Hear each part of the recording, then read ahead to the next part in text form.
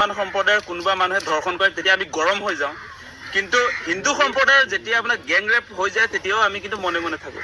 আপোনালোকে নিশ্চয় দেখিছে গুৱাহাটীৰ বৰাগাঁও জালুকবাৰীৰ পৰা এগৰাকী মহিলাক তুলি আনি মন্দিৰৰ কাষত যি ধৰণে গেং ৰেপ কৰিলে, কেৱল গেং ৰেপে কৰা নাই, সেই ৰেপ কৰা ঘটনাটো কেমেৰাত বন্দী কৰিছে। সেই ঘটনাটোক লৈ কিন্তু কোনেও এতিয়ালৈকে মাত এষাৰো ভালকৈ দিয়া নাই। আৰু যেতিয়া মুছলমান কোনোবা আলী বা আকবৰ বা হুছেইন হৈ যোৱা হ'লে এতিয়া অসমটো জ্বলিয়ে গ'লহেঁতেন আৰু সংবাদ মাধ্যমতো সাংঘাতিক ধৰণে চৰ্চা হ'লহেঁতেন। আৰু আপোনালোকে নিশ্চয় দেখিছে যে এইবাৰ যিকেইজনে গেং ৰেপটো কৰিলে, কুলদীপ, পিণ্টু, মৃণাল, গগন, ৰবীন, কৃষ্ণ, বিজয়, সৌৰভ, এইকেইজন হৈ যোৱাৰ কাৰণে এতিয়া বাচি যাব নেকি? ছেপ্টেম্বৰ মাহত যেতিয়া অসম বিধানসভা হৈছিলে সেই সময়ত তেওঁ মাহটোৰ 24টা ধৰ্ষণ কাণ্ড সম্পৰ্কে বিধানসভাত তথ্য দাঙি ধৰিছে আৰু তেওঁ মুছলমানৰ নামবিলাক কয়, হিন্দুবিলাকৰ নাম নকয়। মন্দিৰৰ পূজাৰীও ৰেপ কৰিছে, সেইটোৰ নাম নলয় তেওঁ। যেতিয়া মৌলবীয়ে ৰেপ কৰিব, ৰেপ সেই মুছলমানবিলাকৰ নামটো লয়।